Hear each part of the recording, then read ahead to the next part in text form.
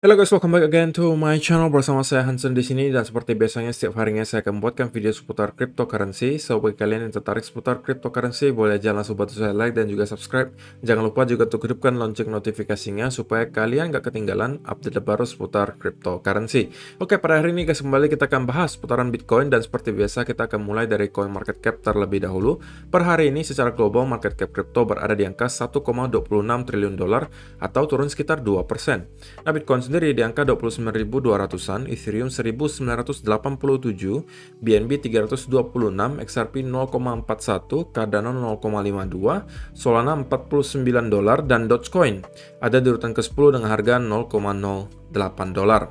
So, per hari ini kita melihat market rata-rata dalam keadaan merah, walaupun ada satu yang hijau ya, yaitu BNB. Penurunannya rata-rata kisaran 1,sekian% hingga kurang lebih 4%. Otomatis top performer hari ini adalah BNB ya, karena di top 10 hanya BNB doang yang hijau, kenaikannya 2,07% ke 326,20 dolar. So, itu adalah outlook sementara dari beberapa top coin yang ada. Sekarang kita masuk dulu ke beberapa berita dan data terbaru hari ini. Nah, yang pertama di sini disebutkan Balenciaga to accept Bitcoin crypto as payment. Balenciaga, a luxury fashion house, will begin accepting Bitcoin and other cryptocurrencies payment online and then select physical locations. Jadi lagi-lagi kita mendapatkan berita adopsi ya guys. Kalau kalian yang merupakan fashion lovers, harusnya kalian kenal ya brand ini Balenciaga. Spesifiknya mungkin sepatunya ya lebih dikenal. Mereka sekarang merencanakan untuk dapat menerima cryptocurrency sebagai alat pembayaran di store mereka. Tetapi tentunya di awal itu akan dicoba dulu ke flagship store-nya, mungkin di US beberapa toko. Kemudian nanti akan dicobakan di website-nya. Di sini disebutkan first flagship stores located in the US and Balenciaga's website nanti akan trial. Kemudian kalau memang nanti berjalan dengan baik dan mulus, kemungkinan akan nanti disebarkan ke seluruh dunia. Jadi kalau itu sudah terjadi, ya kalian mau beli Balenciaga di store manapun sudah bisa menggunakan cryptocurrency. Jadi sekali lagi, kita mendapati adopsi dari sebuah brand besar. Ya kan? Saya tentunya berharap hal ini akan terus berlanjut di mana kita bisa melihat setiap minggu atau setiap bulannya akan ada masuk berita-berita adopsi baru dari brand-brand besar, perusahaan-perusahaan besar, orang-orang penting di dunia mulai mengenal Bitcoin, mengenal kripto, dan mulai membahasnya, sehingga fundamental kripto secara keseluruhan itu tentunya semakin kuat. Gitu ya. Jadi itu adalah yang pertama. Nah, kemudian yang kedua, ini mungkin sebuah data yang jarang sekali dibahas, tapi menurut saya akan sangat membantu ketika kalian ketahui gitu ya. Dari Proof of Steve, dia mengatakan talk of Fed rate hikes more damaging than the actual process. Jadi menurut dia, secara historis kita melihat wacana the Fed menaikkan suku bunga alias baru omongannya nih, baru ngomong nih, wah kita bakalan naikkan suku bunga 2 atau 3 bulan lagi. Nah, ketika omongan itu muncul, biasanya pada saat itulah market bakalan koreksi. Tetapi ketika benar-benar terjadi kenaikan suku bunganya, justru biasanya kita melihat market itu recovers. Jadi kita bisa asumsikan ini bisa menjadi sebuah event sell the rumors, buy the news. Alias sell the rumors ketika the Fed baru merencanakan, mewacanakan, oke, kita bakalan naikkan suku bunga, baru ngomongnya nih, gitu kan. Itu kita melihat market biasanya koreksi. Tapi ketika benar-benar newsnya datang, alias interest rate-nya benar-benar sudah dinaikkan, justru biasanya kita melihat market recovers, gitu. Buktinya mana? Nah, ini kita bisa lihat chart-nya. Nah, yang warna biru di sini adalah chart-nya S&P 500 atau pasar saham Amerika Serikat. Yang kuning adalah Bitcoin, yang pink ini adalah interest rate atau suku bunga Amerika Serikat. Nah, terakhir kali kita melihat The Fed itu melakukan wacana atau rencana untuk menaikkan suku bunga itu di September 2015. Oke, pada saat The Fed baru ngomongnya nih, baru ngomongnya doang, kita bakal naikkan suku bunga. Nah, pada saat itulah market terkoreksi. Oke, biasanya orang-orang karena panik gitu, mendengar wah, The Fed bakal naikkan suku bunga nih, mending saya sell dulu deh gitu. Jadi terjadi semacam panic selling untuk mengantisipasi kenaikan suku bunganya. Tetapi kalau kalian perhatikan, ketika suku bunganya di sini benar-benar dinaikkan, justru market itu rally alias recover lagi ke atas. membentuk all time high baru. Padahal interest rate-nya terus-menerus naik. Bitcoin juga melakukan hal yang sama. Sebelumnya, kalau kita lihat lagi di tahun 2004, di sini juga sama. The Fed merencanakan kenaikan suku bunga. Baru disampaikan rencananya, kita melihat market itu koreksi. Oke, di sini. Tetapi ketika interest rate-nya benar-benar dinaikkan di sini, justru kita melihat market recovers. Di sini juga sama tahun 1999. Ketika baru omongannya diluncurkan, market terkoreksi. Oke? Tapi ketika interest rate-nya benar-benar dinaikkan, market justru recovers. Nah, apakah ini menggaransi bahwa kali ini kita juga akan melakukan hal yang sama? Tentunya tidak gitu guys. Tidak ada yang bisa digaransikan, baik itu di stock market maupun cryptocurrency. Nggak ada satu orang pun yang mampu menggaransi bahwa hal ini akan berulang. Tetapi yang perlu kalian keep in mind adalah bahwa probabilitas hal ini kembali terulang itu tentunya ada. Dimana kita berarti sell the rumors, buy the news.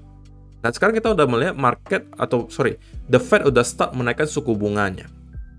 Apakah hal yang sama juga akan terulang dengan beberapa kali yang sebelumnya, di mana kita melihat justru market recovers? Who knows, bisa jadi itu juga terulang. Dan saya sebagai investor tentunya tidak munafik, saya berharap hal tersebut terulang gitu guys. Dan kita melihat market recovers dan membentuk all time high yang baru. Oke, sebelum mungkin kita benar-benar masuk ke bear market yang berkepanjangan.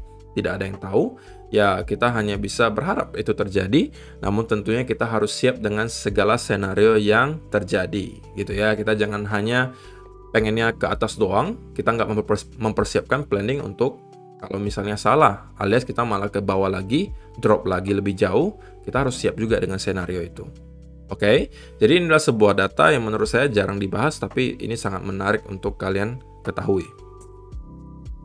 Nah, yang ketiga ini dari Ki Yong-ju, disampaikan di sini, Bitcoin alt whales enter hibernation to wait for next parabolic bull market. They don't care about macro risk, no move so far.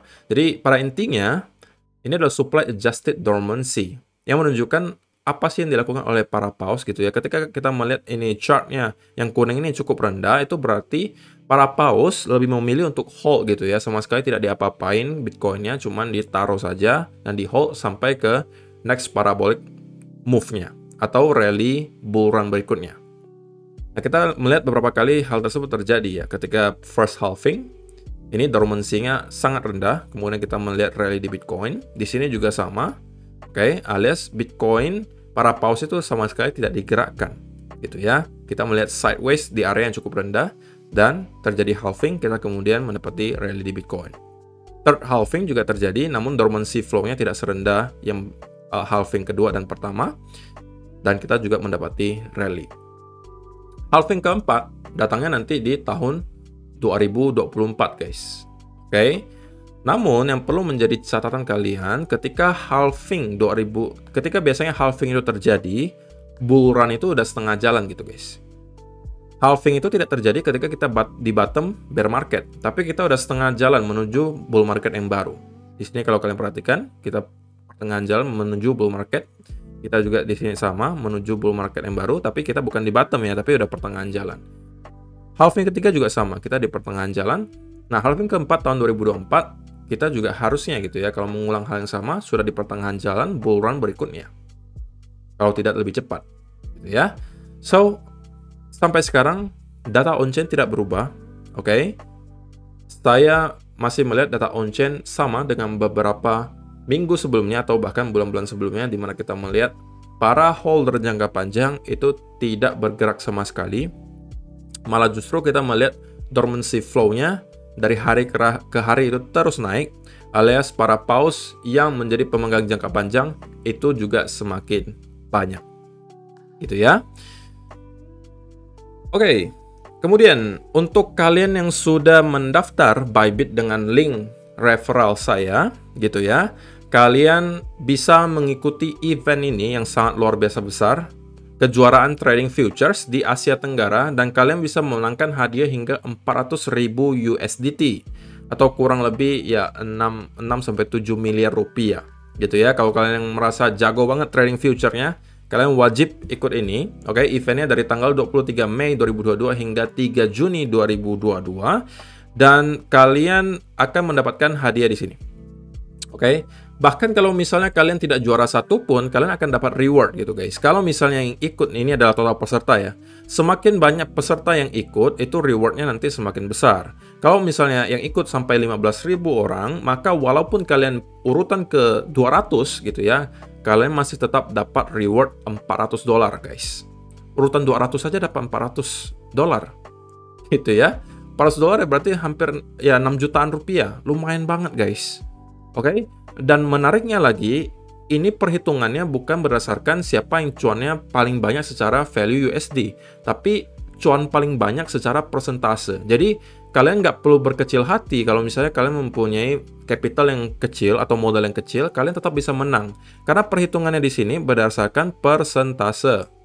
Oke, persentase keuntungan. Jadi kalau kalian yang mempunyai modal 1 miliar kek, 1 juta kek, 10 juta kek, kalian tetap berkesempatan untuk menjadi juara satu selama persentase keuntungan kalian itu paling besar. Kalau kalian juara satu, kalian akan dapat hadiah di sini.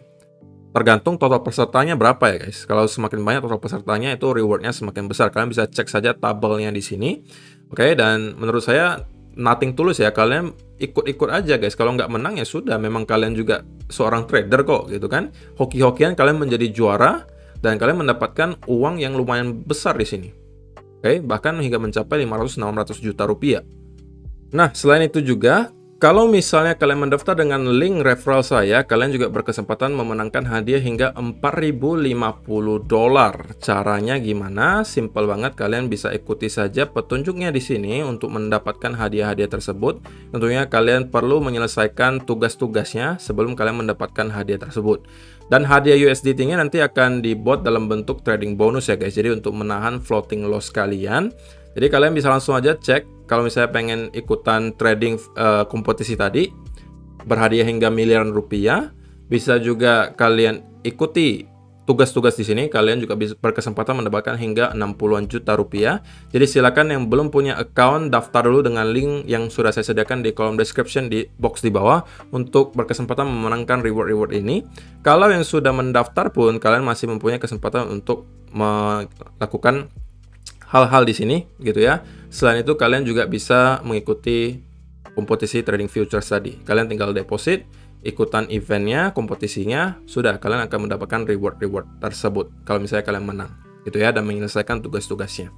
Oke, itu aja yang perlu saya sampaikan untuk berita dan data hari ini. Sekarang kita masuk dulu ke bagian chart, dan saya bakal mulai dari chartnya US dollar. Nah, seperti yang saya sudah pernah sampaikan guys, di 1 atau 2 minggu yang lalu saya sampaikan bahwa saya pribadi expect kita melihat dolar akan mendapatkan semacam koreksi. Apa alasannya? Pertama, karena kita melihat indikator RSI di weekly chart itu sudah sangat overbought. Kemudian kalau misalnya kita lihat dari daily chart, tentunya kita juga mendapatkan bearish divergence, oke? Dan kita persis mendapatkan hal yang kita expect terjadi, di mana kita melihat sudah ada satu weekly candle yang kita sebut sebagai bearish engulfing candle. Oke, kita udah terkoreksi di sini, jadi sudah sesuai dengan ekspektasi kita. Nah, pertanyaan berikutnya adalah apakah kita akan mendapati hal yang sama dengan yang terjadi di tahun 2014 kemarin, di mana kita breakout dari sebuah pattern besar, kemudian melakukan retest dan melanjutkan kenaikan ke atas, ataukah kali ini kita akan kembali masuk ke patternnya? Jawabannya mungkin baru bisa kita temukan dalam 2-3 minggu ke depan. Kalau misalnya kita mendapatkan hal yang sama terjadi seperti ini, di mana kita hanya mendapati retest di sini, kemudian kita akan bounce back ke atas, maka ini bisa menjadi pertanda bahwa kemungkinan Bitcoin akan kembali struggling gitu guys, akan kesusahan lagi untuk mendapatkan momentum bullish, dan bisa jadi kita akan drop lebih jauh.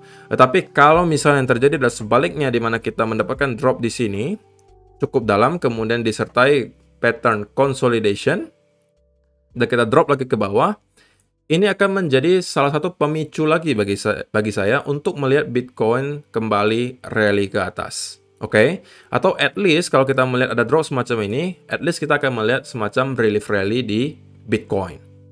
Gitu ya. Jadi saya rasa kita juga perlu memantau update di US dollar. So far tentunya kita melihat tanda-tanda bahwa para bulls balik itu belum ada. Kita masih melihat pressure para sellers ini masih cukup kuat gitu ya. Tentunya yang saya pengen lihat adalah kita drop lebih jauh di sini. Mungkin kita akan drop hingga kalau kita bantu dengan Fibonacci retracement, mungkin akan kurang lebih nyampe ke sekitaran area 100 di sini ya. 11. Oke, di sini ada Fibo 0,5 dan 0,18. Ini adalah areanya menurut saya yang cukup penting untuk kita lihat. Oke, sekarang kita masih mencoba bertahan di 0,382. Oke, kalau misalnya kita drop sampai area di sini, nah ini adalah mungkin local bottomnya dan kita akan mendapatkan sedikit bounce di sekitaran area sini.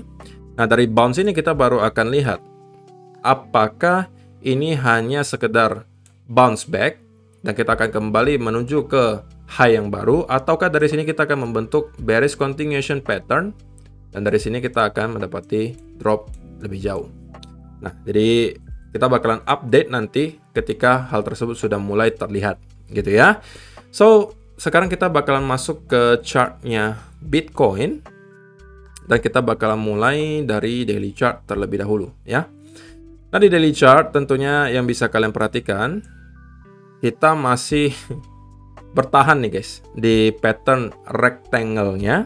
Oke, sudah 2 mingguan kita tetap berada di pattern ini. Lebih jelasnya mungkin di 4 hour chart. Belum ada yang berubah. Oke, kemarin saya sudah sampaikan selama kita masih tidak mampu breakout maupun breakdown dari rectangle di sini, kita masih mempunyai kesempatan untuk bolak-balik di sekitaran area ini. Oke, baru nanti kita melihat valid breakdown atau valid breakout-nya, baru dari sana kemungkinan besar kita akan melanjutkan ke arah tersebut. Oke, ingat ya guys, valid breakout maupun breakdown. Validnya gimana? Tidak seperti ini. Kenapa? Karena kita breakout, tapi kita perlu lagi maintain di atas trendline-nya, alias kita perlu melakukan retest dan kembali bounce dari sana. Nah, ini yang kita harapkan. Tapi kalau kita hanya breakout kemudian kembali masuk di candle berikutnya, ini kita hanya consider sebagai fake out. Dan kalau misalnya kalian zoom in lagi ke time frame yang lebih kecil, sebenarnya kemarin itu kita membentuk semacam rising wedge gitu ya. Kemudian kita mendapati breakdown disertai retest dan kita akhirnya drop lagi ke area support. Oke, jadi kalau misalnya kalian yang short term trader, ya kemungkinan kalau kalian jeli kalian bisa mendapatkan setup di sini. Tapi kalau misalnya kalian memang swing trader, ya mungkin kalian harus menunggu gitu ya sampai market benar-benar kasih arah ke kita, pengennya breakdown ke bawah atau breakout ke atas, kemudian consolidate di atas atau di bawah. Dari sini baru menurut saya swing trade itu akan ada setup. Oke, untuk sementara saya pribadi masih menunggu di sideline, menunggu market pengennya ke arah mana gitu ya. Kalau saya melihat ada setupnya nanti, mungkin saya baru akan masuk.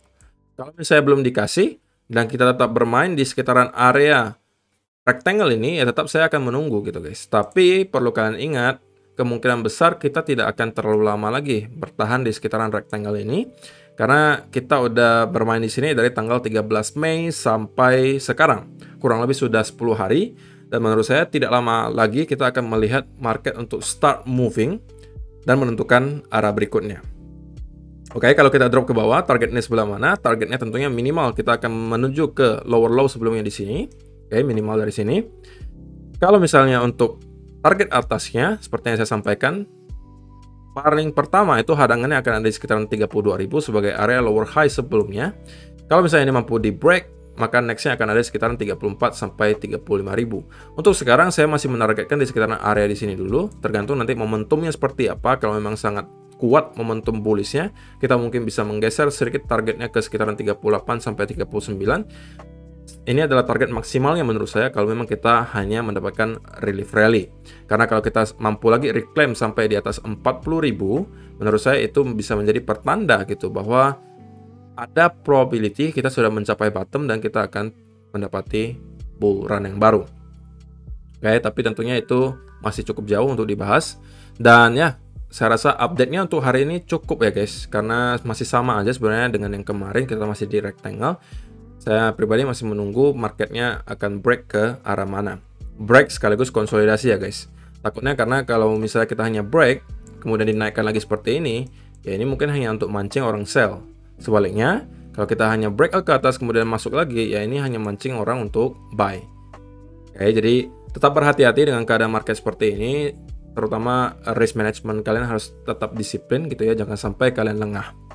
Terima kasih yang sudah menonton sampai selesai, semoga bermanfaat video hari ini dan kita akan bertemu lagi di video yang berikutnya. Bye-bye.